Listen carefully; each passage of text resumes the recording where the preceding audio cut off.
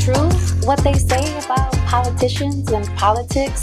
It's a job that requires so much giving.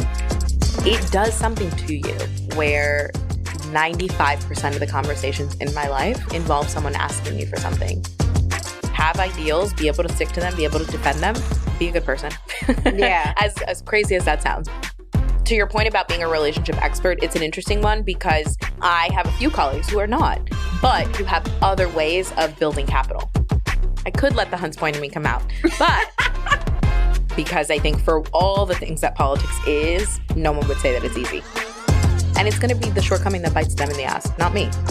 You see all the time that like there are investigations. Yeah, even that. Like, if you can't, anything you need to say that's spicy, that's whatever, you can see me and I'll see you eventually. And we'll talk about it. We'll have a great time. Yeah. And some things are out of your control. But for the things that are, be smart about them.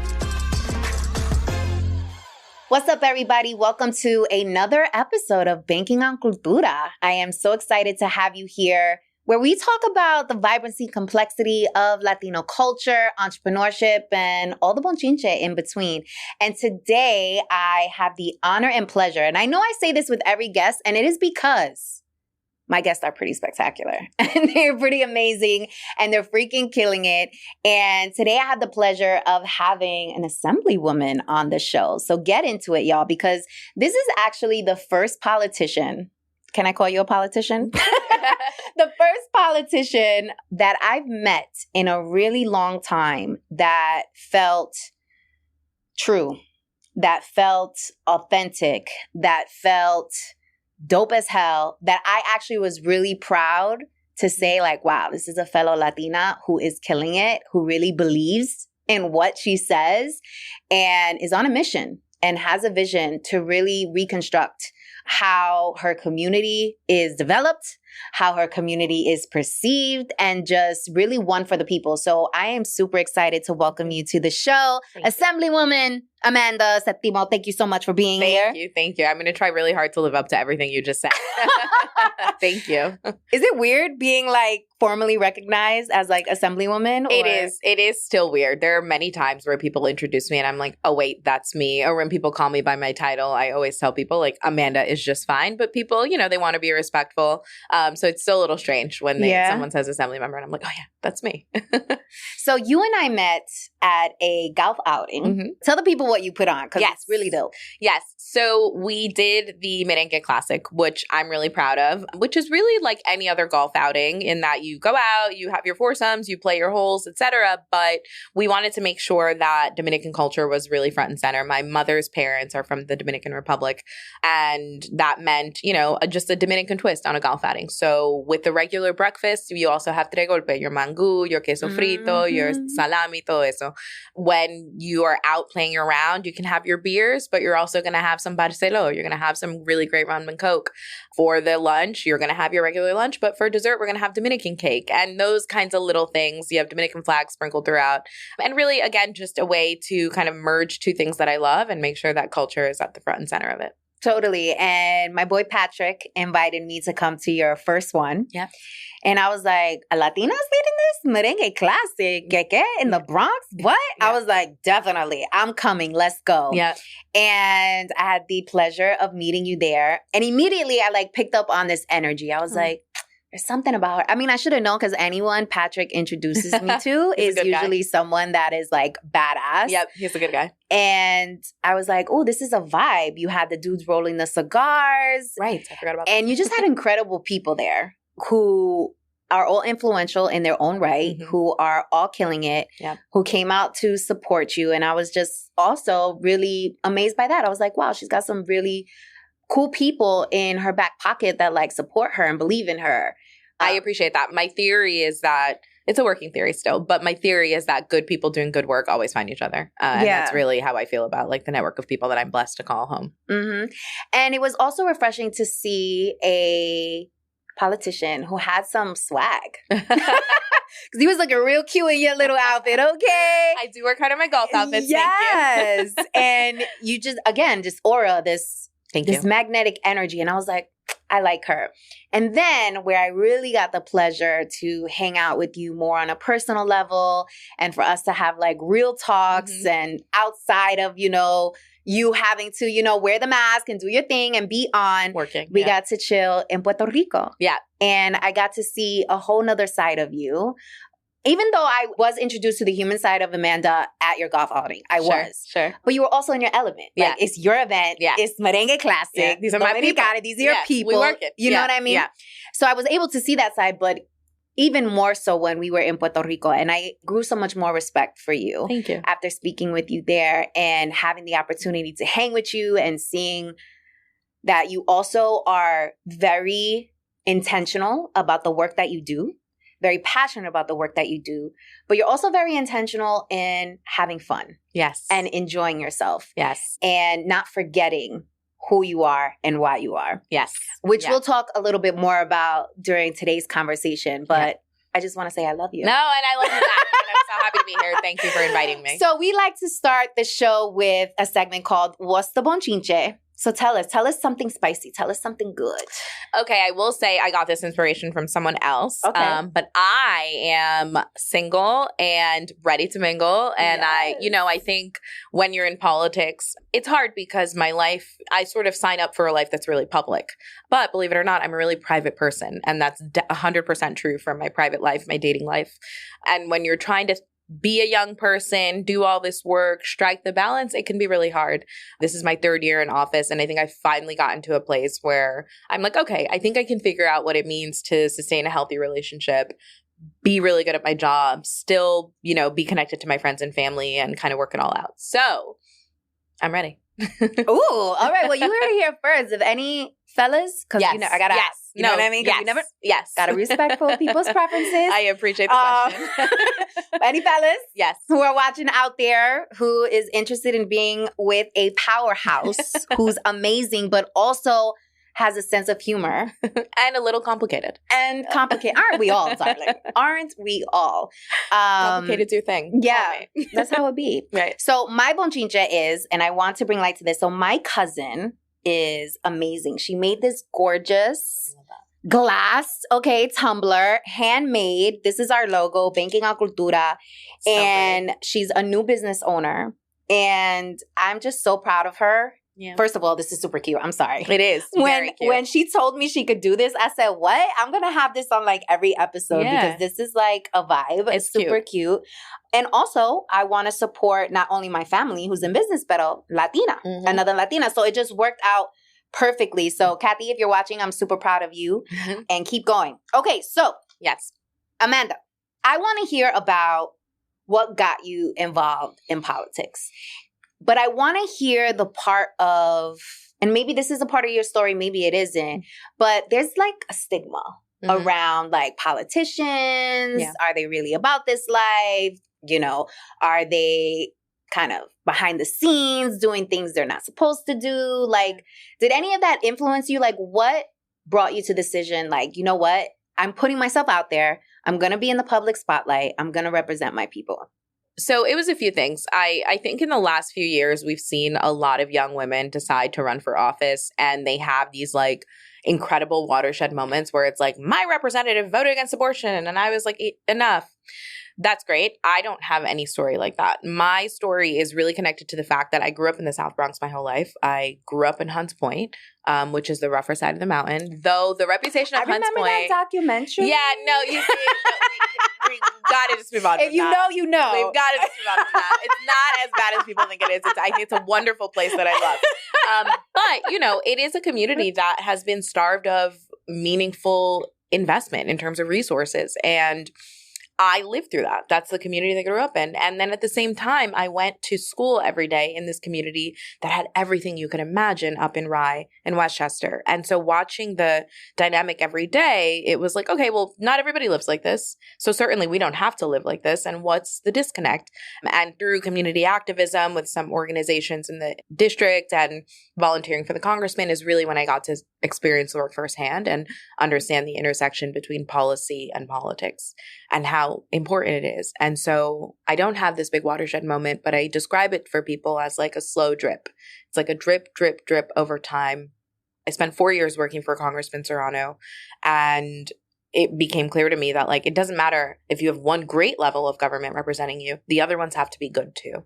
And it was really during that time that I think it became super clear for me that I would run for office. I wasn't exactly sure when, but I also knew I wasn't going to wait that long. That's really when it became clear, because I do think politics, they also kind of trick you into thinking that you have to wait, that it's not your turn yet, that you're too young, that you're all these other things. And I knew I wasn't going to play by those rules. So what does it really take to actually like run for office? Yeah. It takes a lot of really thick skin. But I think, you know, at the end of the day, it takes a network of people who believe in you and who support you. And it takes, I think, a vision of the leadership that you want to put into action. I think if you have those two things, all the other things that you need, you can build. So obviously you need money to run a campaign, but the way you get money in a campaign is people believing that your campaign can win. And you can't win that campaign without people who believe in you, who are willing to knock doors with you, who are willing to do all the grunt work that goes into a campaign. When people see that you have that and you can build an operation that is meaningful and that can therefore win, that money will arrive. The other support, the endorsements, they will come. Those are all things that I think make it easier to win. But I think the things that you can't win without are genuine support from people.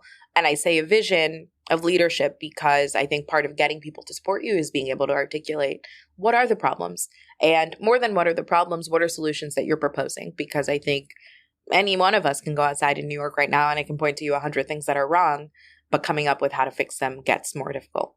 So what is the how behind all of that? Like, how do you get people to support you? Yeah. How do you identify your vision? Yeah. How do you know what problem, what solutions are good for what problems? Like, how did you build up the how? I tell people that I think when you live in a community, you're already an expert. I tell people this all the time. You are an expert. People make you think that like you have to work in politics, you have to go to school, you have to do all this crap to be an expert and be able to run for office. But the truth is, if you live in a community and you experience that problem every day, you're an expert because you are living it every single day. And there's innovation in every single corner of our community because we come from a community and a culture where people know how to do more with less, right? So innovation is built into our everyday. So how do you get to those solutions? I think the answer is within you. It's like, what are some of the things that you wish? It's like, damn, I wish that bus stop was further down the block. I wish that whatever, right? But I think in terms of how do you get to the support, it's getting clear on the answer for yourself. And then it's going out and literally talking to people. I ran in 2018 and I lost that race. I didn't win until 2020. But in 2018, I knocked on almost 4,000 doors myself.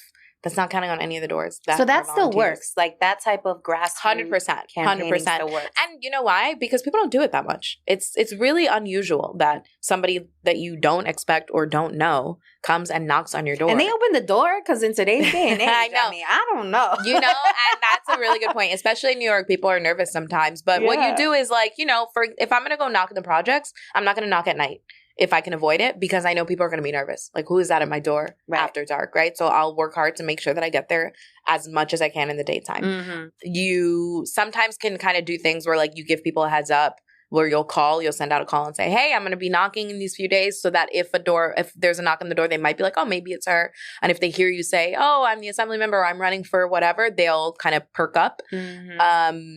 But the truth is, you'll be surprised. Like, there's an appetite out there. People want to talk about what's going on in their community and how to fix it because they're living the same issues too, right? And they don't have the capacity or the ability to pick up and make their whole life about that issue. But that doesn't mean it's not important to them.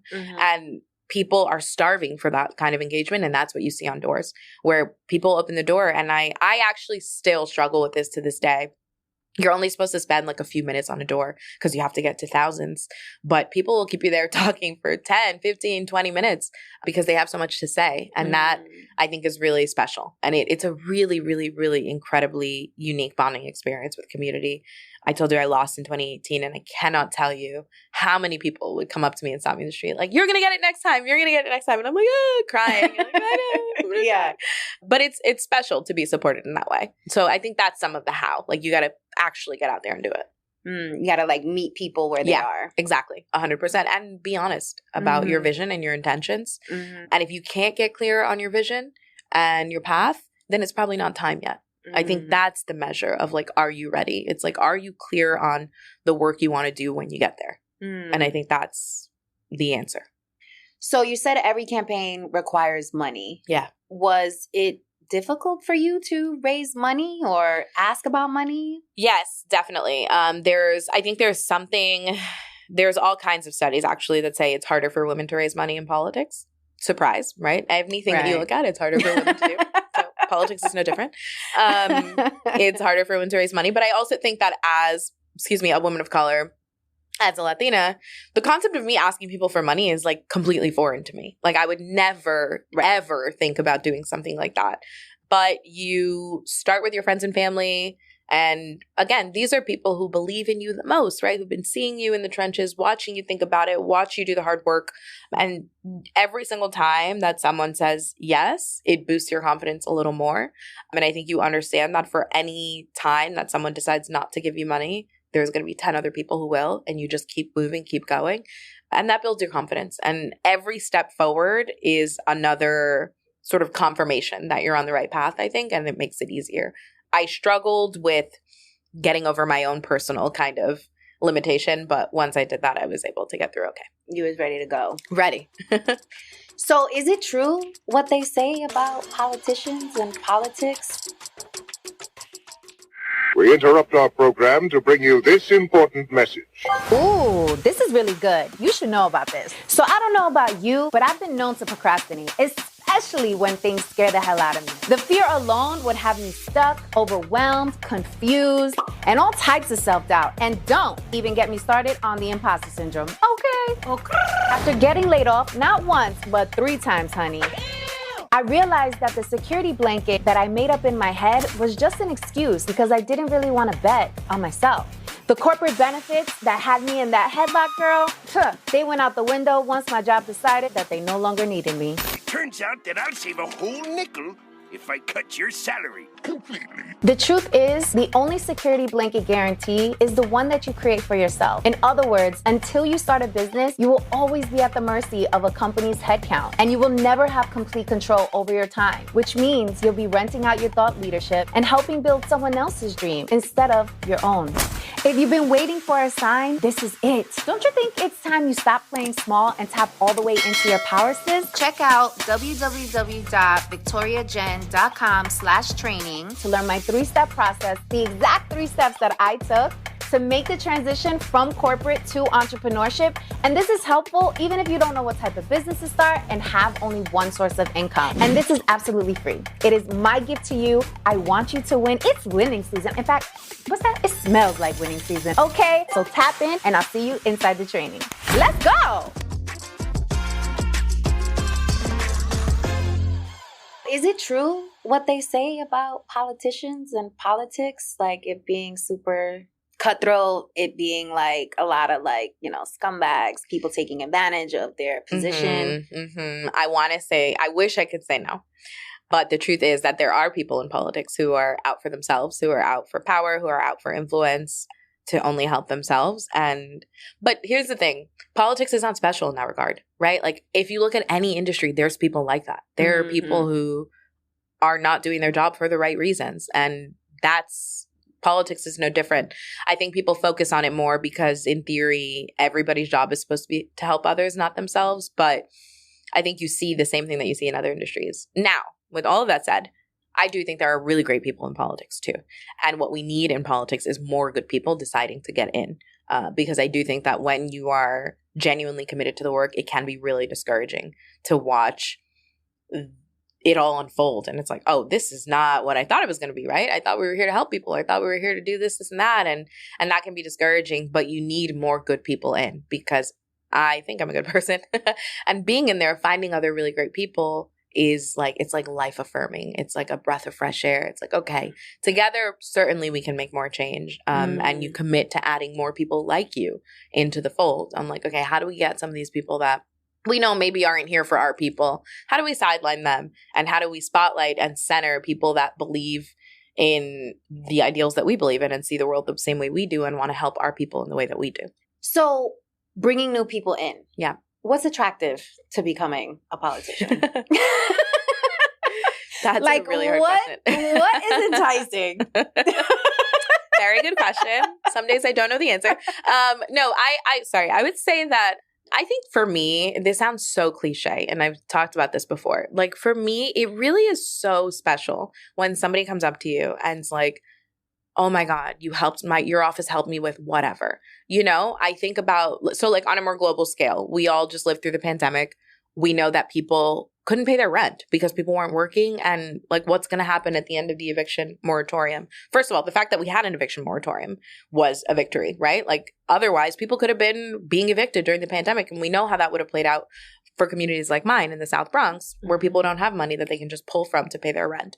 So that in itself is like, okay, being able to help that many people at scale is incredible. Then after the pandemic, the program where we help people pay their back rent, that is helping tons of people hold on to some stability in their life. And being in the room when those conversations are happening and watching the considerations that go into these decisions, knowing that your voice adds to the chorus that is going to help millions of people that look like you is really special. It's really, really, really powerful. But equally powerful is when I'm at the store, at the nail place, run into whoever, and they are just like, your office helped my son get into whatever program. Thank you so much. I met someone. My son was in this basketball program that your office put together. Thank you so much. Those are the kinds of moments that are really, really, really gratifying, because I think in politics, it can feel hard sometimes when everything is wrong. Mm-hmm. It can feel hard to feel like you're making change. And so to be able to see it and point to something and point to someone and say, hey, I did that thing, is really, really fulfilling. So I'd say helping people, as cliche as that is, helping people is probably the most attractive part. Now, the list of things that is not Spoken as attractive. like a real politician. I know. I will say the list of things that is not great is much longer. Yeah. But really helping people, it feels nice. Yeah. So one of the things you shared with me in Puerto Rico, which I thought was interesting, which could be enticing, is making six figures. Yeah. Right? But That's what recent. was also interesting was it doesn't need to be your only job. Sure. I didn't know that. I thought when you're a politician, like that's your full-time gig and that's it. But you put me on. So talk more about that. Sure. Like how people are doing that. That's unique to us in the state assembly and the state senate on the state level. So different levels have different rules, basically. On the state level, we're technically a part-time legislature, which means that January through June, we have to go to Albany about 3 or 4 nights a week. Sometimes it's 5 nights a week when things are really intense. But then July through December, we're not in Albany at all. Our whole job is down in our district, wherever it is. My district's in the Bronx. Some people are up by Niagara Falls. It just depends. And you're allowed to, because it's technically a part-time legislature, you're allowed to work whatever other job. And so we have colleagues who are attorneys by trade who still have caseloads. We have, colleagues who own their own businesses, any number of things. Now, the rules are changing a little bit. So we are going to have a limit on outside income that's going to be starting soon, which means that you can only make up to this much more money, even if you have another business. Oh. Yeah, it's a really interesting thing. That is, and where is that coming down from? Like the federal level? No, it's a law. We agreed to pass it here on the state level.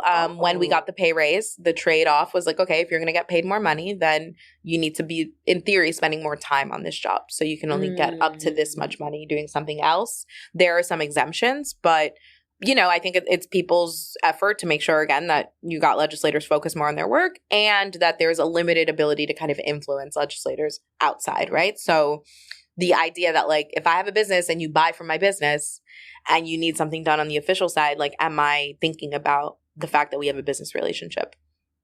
You're not supposed to, right? Like the law says, no, those things are separate. And if you're doing it right, you treat them separately, but it's not always how it happens. Yeah. Interesting. Mm-hmm. So sort of enticing. Yeah, so sort of enticing. We'll move that from a pro to a maybe. Right. It's like a maybe. They was like, no. Right. Too much fun. We're going to bring that down. We're going to bring that down a little bit. So tell me about how you're able to play the game of politics as a politician. Because from what I understand and what I've been introduced to, by the way, I was enrolled in this program when I was in college where they would take us to Albany and we would act like we were legislators and we would get like the whole tour. Yeah. So that was really interesting. Also, one of my mentors and like pretty much my second mom, Shirley Rodriguez Romanesky, God bless her soul. I miss you so much, Shirley. But anyway, she worked for the Empire State Development Corporation under, I think it was Governor Cuomo, like the first time. Sure. And so I had a lot of introductions into politics. Once upon a time, I actually did want to be a politician. And thank you, darling. Yeah. Thank you. Well, let's talk about that. What are good attributes of a good politician? I think it's probably a subjective list, but I would say definitely a people person. It's a job that requires so much giving in terms of like people. I was explaining to someone that like it does something to you where like 95% of the conversations in my life involve someone asking me for something. Even if it's a good thing, even if it's a nice thing, even if it's to help community, it does something to my life that like 95% of conversations I engage in, it's a need, you know? And so I think you have to be willing to deal with people and have that be okay. If you're someone who's hardwired to not deal with people, it's just not going to work. You're going to be deeply unhappy. And I think unhappy legislators are not good ones. But so I think definitely being a people person, but I think also the ability to have conviction, have ideals, be able to stick to them, be able to defend them, and have vision and be a good person. Yeah. As crazy as that sounds, be a good person. Because it's not that obvious in politics. That's what I think. Yeah. I mean, I think also an additional skill set, I mean, you said good with people, but I think a level deeper than that is you have to be like an expert at relationships. Because I feel like in order to get anything done, like you need to have relationships. So how have you been able to like manage through where you had to like maybe agree to do something that you didn't want to completely do, but you had to do it because you needed them to do something for you? Yes. No, that happened. That just happened to me. There's a bill I voted against before and someone asked me to vote for it now. And I was like, fine, because I knew I was going to have to ask her for a bunch of stuff later. You know, you just manage. You manage relationships. I think to your point about being a relationship expert, it's an interesting one because I have a few colleagues who are not, but who have other ways of building capital, right? So they're prolific fundraisers. So they can use the money that they raise to help them buy access and help them buy influence. Right. There are people who are really great at relationships and their capital is social capital. And that's how they are able to move the ball forward. But I think for me, I have tried to strike the balance between being reasonable and having good relationships and being respectful. That's at the core of everything that I do. I got into a blowout with a colleague actually because she cursed at me when we were having a disagreement. And I was like, oh, I could let the Hunts Point in me come out. But what I'm going to do is just tell you that that's not how I disagree. And that's not how I talk to people. So I'm going to hang up this phone. And you're going to call me back when you cool down. And so I think having that foundation of respect is critical because it creates the space for me where people know I'm not going to BS them. Like, I'm going to tell you if I don't agree with you, and I'm going to tell you why. And I'll tell you if that changes. And I'm always open to having my mind changed, but I'm also really comfortable telling you, yeah, I don't see it that way and I'm not going to be able to do it. That's really helped me be able to move my ball forward on issues because people can count on me as like an honest broker. And I think that's something that I really value. An honest broker. Yeah. That is an interesting way to position that. Yeah. Because people lie in politics. It's a thing that everybody does. So. Okay, so we're going to come back to that. But I want to ask you about, you know, when you're playing the politics and you're doing your thing, how do you handle people who come to you and think you are too young and think you're too naive to the space and think like you don't have the intellect? How are you navigating that? Yeah, that is a really, really good question. I think that you find yourself insulated from it a little more once you're elected because the title does a lot of work for you. Because I think for all the things that politics is, no one would say that it's easy. And so right away, people are like, okay, to be there, something had to, you know, so you had to do some finagling somewhere. And that requires some level of skill or relationship or whatever that makes it so that people like ease up a little. But I've definitely been in situations where it's like, you know, courtesy, inclusion. It's not meaningful because for all of the reasons that you mentioned, I'm being written off in all those ways. And the truth is, I worked for the congressman when I was really young, and I got promoted to district director really young. So I've been dealing with this for a long time. And it's not my problem, is really how I think about it. It's like someone else's writing me off and inability to see everything that I'm capable of is their shortcoming, not mine. And it's going to be the shortcoming that bites them in the ass, not me. Mm-hmm. Because by the time you figured it out, I will have lapped you 79 times. And that's on you. Talk that and talk. I think that makes me, but it's true, right? It's like, you can figure it out whenever you want. I'm just going to keep doing my work. Yeah. And by the time you catch up, more power to you. And I also think that it's also kind of a defense mechanism. I think it's true, but it's also a defense mechanism because if I spent time in sort of internalizing every single way that somebody in this world was going to write me off, I would never get anything done. I'm a young woman. I'm of color. I'm from the Bronx. My first language is Spanish, right? There's so many things that make it so that if I spend any time thinking about all the ways this person's judging me, I'm never going to do my work. Mm-hmm. And so I think it also kind of protects me, that it's like an insulation. How'd you get there? Probably just practice. And some, you know, there are things that people know, that people assume about you that you know are not true. Sometimes imposter syndrome will get you and it's like, well, am I X, Y, and Z? But there are some things that I know that I'm not, right? Like maybe if you accuse me of being naive, I might think like, damn, am I? Am I too big? Am I dreaming too big? I heard a colleague say this about me behind my back just this year, that like, I think I can change the world and that's my problem. And that was the thing where I was like, damn, maybe I am thinking too big. Maybe I am too, you know, but if somebody tried to call me dumb, I'd be like, okay, you're just off base, right? Like, and that's not one that I'm going to, like, I won't even entertain it because I'm a lot of things, but dumb isn't one of them. And so I think you get to a place where you have enough practice where you know that some of the things that people say aren't true.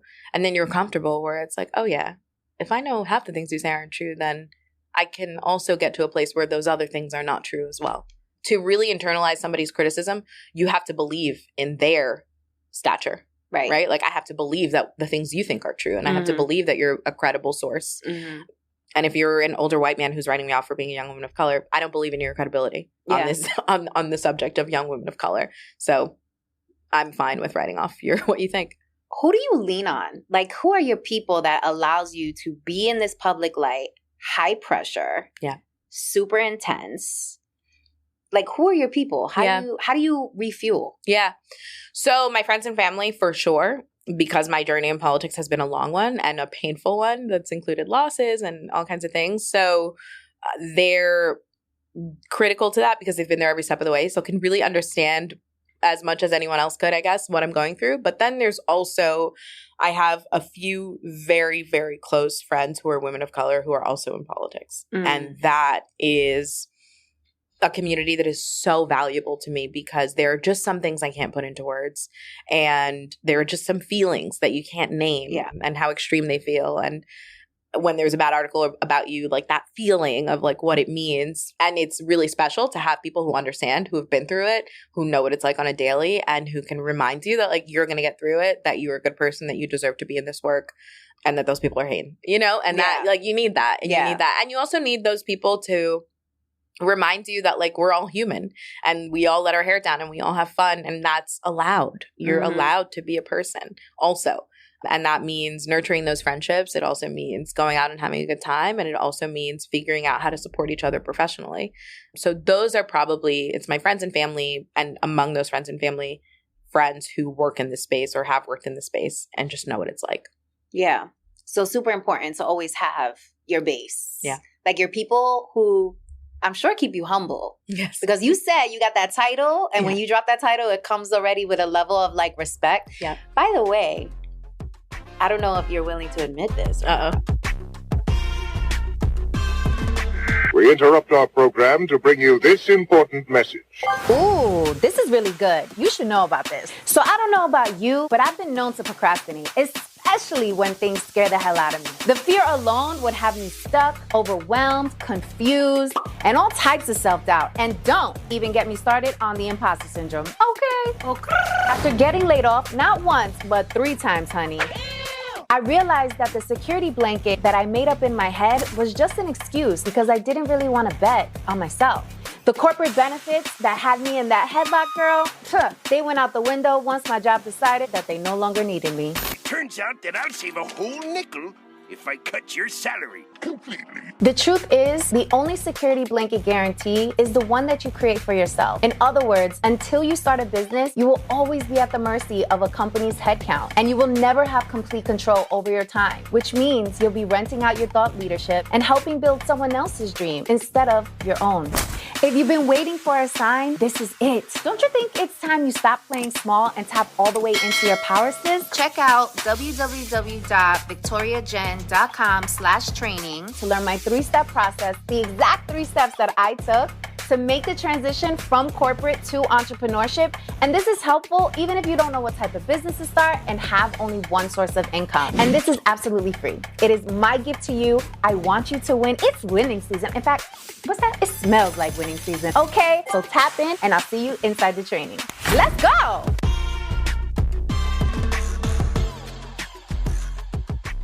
But like, do you ever use that title to like get into like a dope restaurant or like a reservation somewhere? You know what? I'm the opposite of that. I'm so nervous about like a bad story about like someone being like this member, because you see that sometimes, like people, that's called abuse of power. And I'm nervous about that. And so I'm always the last person. In fact, most of the time when people ask me what I do, I say I work in politics and I'll leave it there. And if they ask more, then we'll get into it. But for the most part, I'm not leading with that. Because I also think, so like, no, I will just call a friend to get into a dope restaurant if I need to.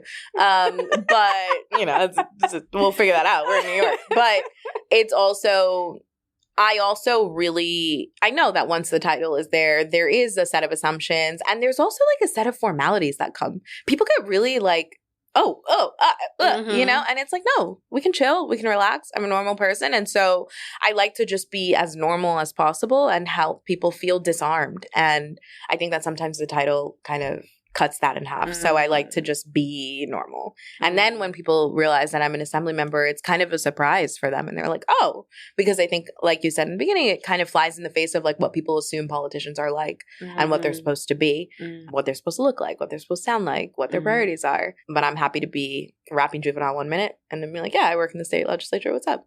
And yes, have it all be true. That is one of the things I appreciate about you, because, and never lose that, because I know in the spotlight, so high pressure. Yeah. And also I think when you move in those circles for so long, you're influenced some way somehow. And you're influenced sometimes to make me feel like, oh, well, they got there, so maybe I need to do it that way in order for me to get there. Right. And you sometimes like lose yourself in the mix.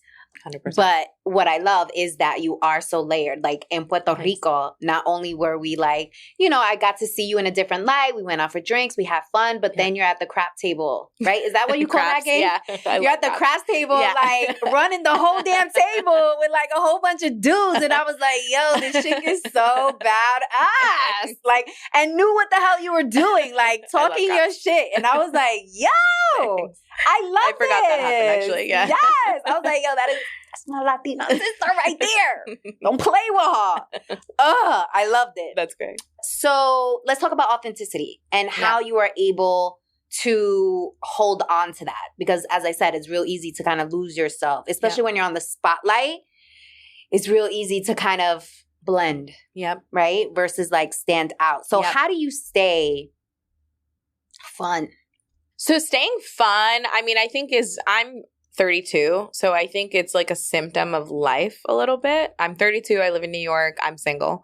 So just by default, I think I'm wired to have kind of a fun life and I have girlfriends who are fun. But I think in terms of staying authentic, it's, for me, if you'd asked me 10 years ago, I might have thought that I would be in politics forever. Now that I'm in it as an elected, I'm not sure that this is forever. And I think that is liberating. You see a lot of elected officials who have self-preservation as their number one priority. And that's going to influence every single thing that you do, every relationship that you have, every friendship that you have. Because your agenda is re-election. Exactly. And how can this impact my chances to stay in the game? But when you're just like, this game might be for a while, it's liberating because it's like, what I know I'm here to do is be impactful while I'm here. Yeah. I don't know how long that's going to be. I don't know what that impact is going to look like, but I know that that's my charge right now. And that makes me comfortable. And I'm open to life taking me further in this career in politics, but I'm also open to it taking me somewhere else.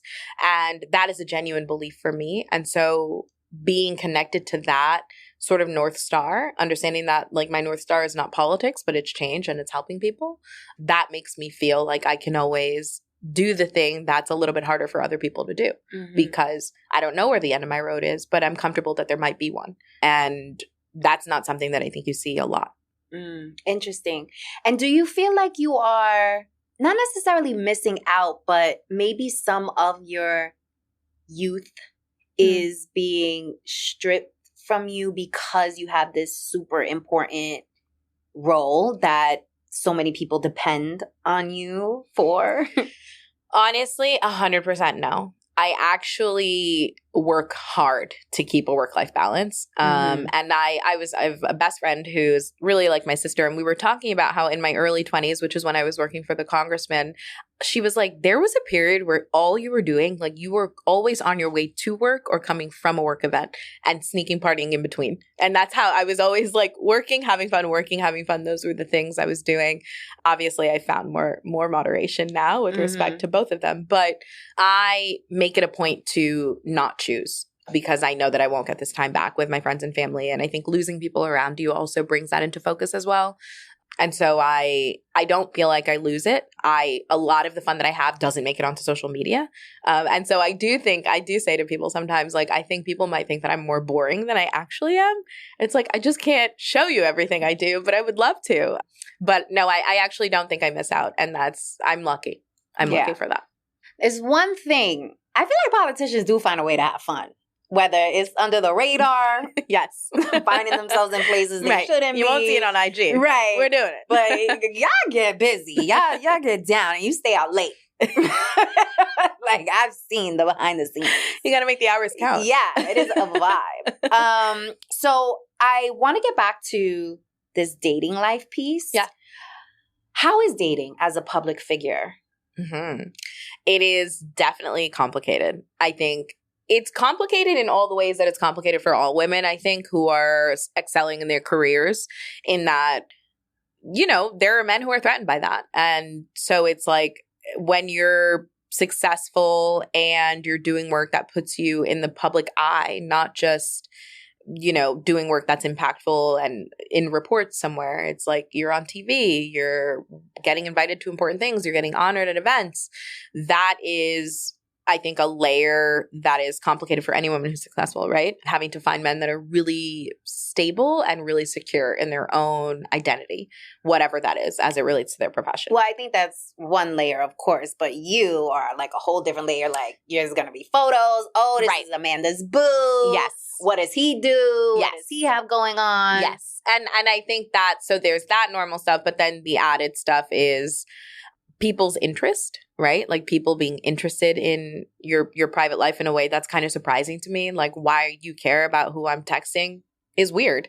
But if that's what you care about, great, no problem. But with that, I think there's also the consideration of like someone's past. I think about that a lot when I'm with people, just like, okay, if I marry this person, what are the scandals that I should prepare for? What are the stories in the paper that I should be ready to answer for? What are the limitations of this? Are there things that have happened that run counter to the values that I've put forth in the past? And am I going to be called hypocritical? I believe in second chances, but to what end? Right? There's all those kinds of calculations. But I think, you know, my hope is that when you meet the right person, those things just kind of fade away and you make them work. But I would be lying if I didn't say they were in the back of my head. So do you go as far as getting people to sign an NDA or something like that? Because I feel like, I don't know, I'd be like, listen, I'm going to need, like Beyonce said, I'm going to need you to sign this NDA because ain't no way this little fling here you're gonna write a book. is going to take me down. Yeah. You know, I haven't gotten there yet because I don't know that I do anything that's like that interesting. You know, like if you want to tell people okay, that's on you. But ask me again in 20 years if I've made anybody sign NDAs. Right now, the answer is still no, but ask me again in a few years. Okay. But, okay, so are you wary about, like, certain texts you send out? Oh, 100%. Okay. Yeah. Okay. I'm, like, no tapes, no cameras, my texts very vanilla.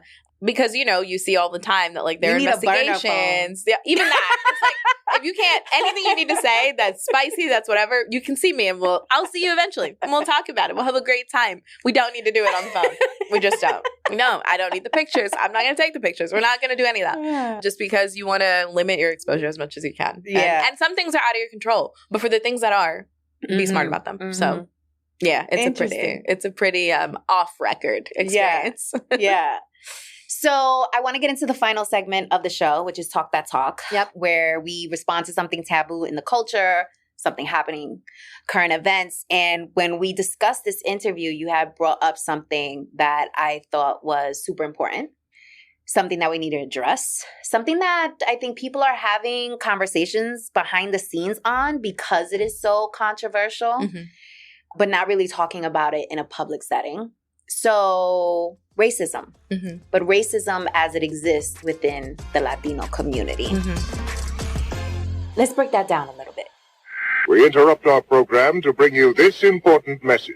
Ooh, this is really good. You should know about this. So I don't know about you, but I've been known to procrastinate, especially when things scare the hell out of me. The fear alone would have me stuck, overwhelmed, confused, and all types of self-doubt. And don't even get me started on the imposter syndrome. Okay. After getting laid off, not once, but 3 times, honey, I realized that the security blanket that I made up in my head was just an excuse because I didn't really want to bet on myself. The corporate benefits that had me in that headlock, girl, they went out the window once my job decided that they no longer needed me. Turns out that I'll save a whole nickel if I cut your salary completely. The truth is, the only security blanket guarantee is the one that you create for yourself. In other words, until you start a business, you will always be at the mercy of a company's headcount, and you will never have complete control over your time, which means you'll be renting out your thought leadership and helping build someone else's dream instead of your own. If you've been waiting for a sign, this is it. Don't you think it's time you stop playing small and tap all the way into your power, sis? Check out www.victoriajen.com/training to learn my 3-step process, the exact 3 steps that I took to make the transition from corporate to entrepreneurship. And this is helpful even if you don't know what type of business to start and have only one source of income. And this is absolutely free. It is my gift to you. I want you to win. It's winning season. In fact, what's that? It smells like winning season. Okay, so tap in and I'll see you inside the training. Let's go!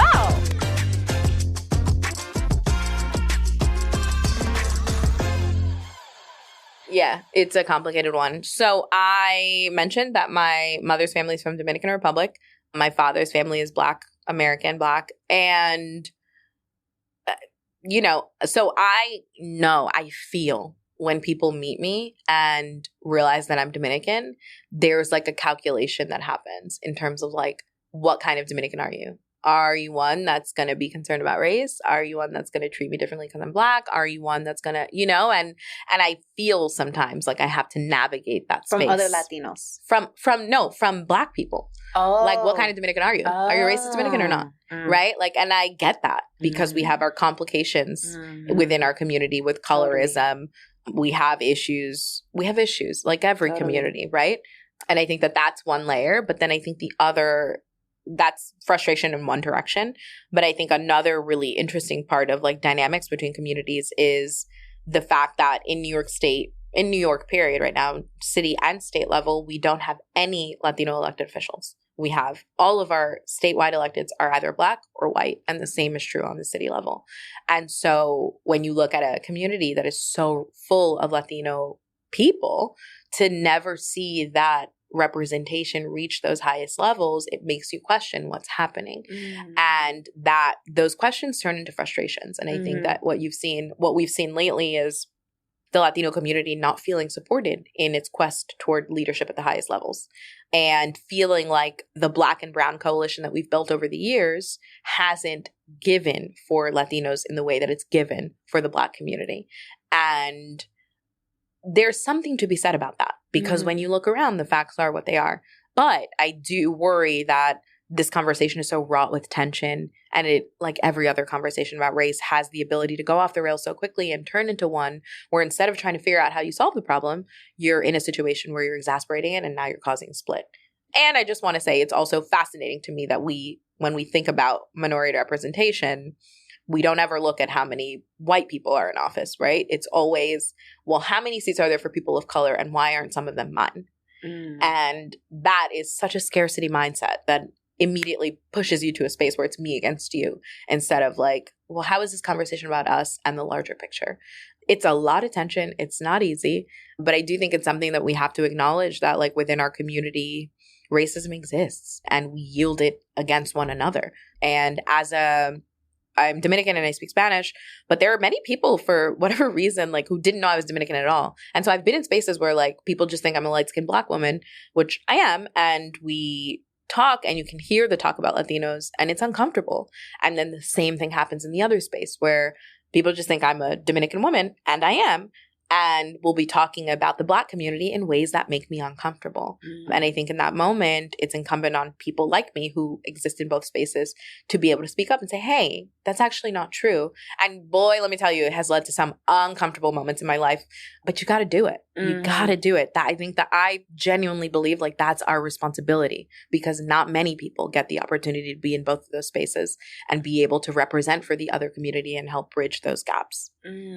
That's interesting because you will hear a lot of Afro-Latinos say that they're not accepted by the Latino community. Yeah. And they're not Black enough for the Black community. Yeah. How can we solve for this? Like, what are the first steps? How do we get out of our own way? Yeah. I mean, that's $1 million question. I'd be very rich if I knew that answer. Yeah. I mean, but I do think that it's a question of culture and shared understanding in a way that there are lots of things about Black culture that are really distinct from Dominican culture, but there are a lot of things that are very similar too. And I think it's realizing that so much of your experience, irrespective of what language you speak, so much of your experience as a person in this country is rooted in how you present. And so whether someone is rooted in Black culture, but they look like a Black person, just because they're Dominican, rooted in Dominican culture, but look like a Black person, they're living this life in America as a Black person, right? That's how you look.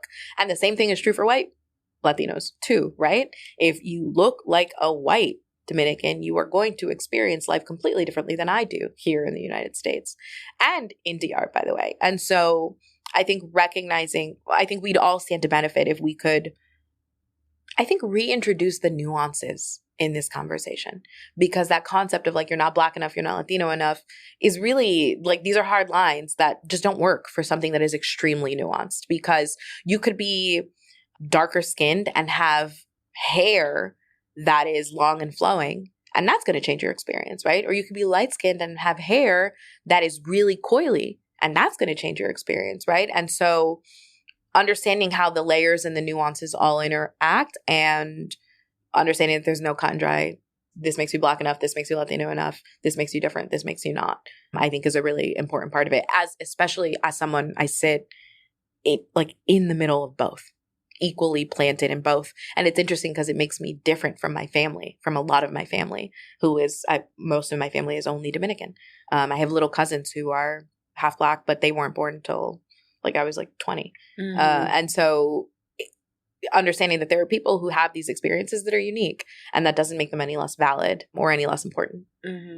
I think also what would help is, and it's an extension of the nuances, but there's a lack of education in the community of why these nuances exist and what is the root cause of them. Because a lot of us are carrying our ancestors' preconditioning and bringing it into this modern world and having an identity crisis. We're like, oh shit, like we're not American enough. How do we hold on to our cultural roots? But then our culture is shifting all the time, right? Even how we are represented in terms of Latino, Latinx, Hispanic, right? So we are constantly in this in-between where our cultura is evolving and modernizing and catching up with the times. And then we have these traditional roots, which are a big part of our DNA and make us amazing and give us competitive edge and advantage, but are also holding us back. Yes, because many of them are rooted in colonialism. Right. And that's important to just note that it's like, it's in our DNA to think that like this is good, this is bad, but really understanding that's a mentality that was really forced on our communities, and our communities have always been made up of everything, and we should really continue to try to get back to that. Totally. And I think this like tension that exists between the Black community and the Latino community is also causing change to take longer to happen, because we're like pitted against each other. Colleagues that I have, well, not really colleagues, but clients that I have in corporate, and behind the scenes, they will share with me, especially during George Floyd and the last couple of years, like, hey, everybody's being promoted into these new roles and they're all Black. What's happening with the Latino agenda? Why are not Latinos being considered throughout this promotion craze when a lot of our experiences are shaped? Latinos were also enslaved, right? And obviously there are layers to that, and there are differences. There are also similarities.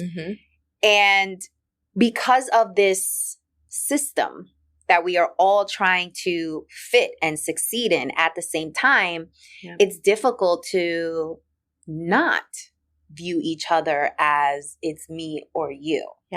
Right. But right when you were speaking, I was thinking, I wondered if that person noticed how many white people got promoted. And it's like back to that point of like, if we're making the case that promotions and that this is a meritocracy and that it's whoever does the best should be the best and should get promoted, et cetera, sure. But then that means looking at how everyone's doing, not just me and you. And I think that is at the core of it, right? Like and that's rooted in colonialism, looking at each other, finding the differences and making myself better than you, but it's all vis-a-vis the white person who's doing their own thing. And I think that's a really important thing to try to be conscious of and try to deconstruct. But I also think, to your point, in terms of progress taking longer, that's true.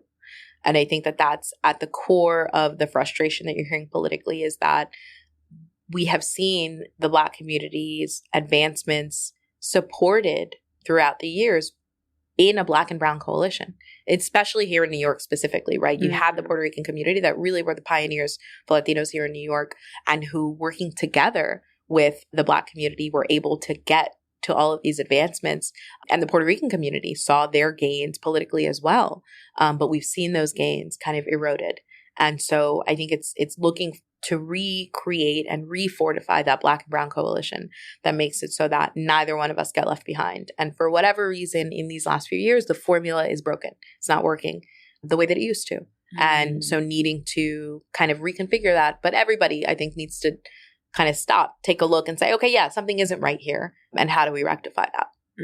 Yeah, and that is the $1 million question. Yeah, exactly. Is like, how do we rectify it at the same time of trying to adapt to this new world that we're all trying to figure out. Right. Like where we fit in. Trying to not get worked out of a job by a robot. Exactly. At the same time, it's like trying to solve racism. Like, geez, I don't know if I could worry about, all of that social stuff when shit, I might not have a job. It's a lot. Yeah, it is. It's super heavy. Well, Assemblywoman, thank you so much for being on Banking on Cultura. Thank you for your work. Thank you for being dope as hell. Oh, thank you. Thank you for being very intentional and focused on your mission and vision and being an example of what a politician operating in integrity, what that looks like. I appreciate you for that, and keep killing it, sis. Oh, thank you. Thank you for spotlighting our culture and our community and the voices within it. We're a diaspora that is full of so many incredible people doing incredible things, and it's really worthwhile to just stop, pause, acknowledge, and celebrate. So thank you for creating the space and the invitation. Yeah, mama. Till next time, y'all. Thanks for tuning in.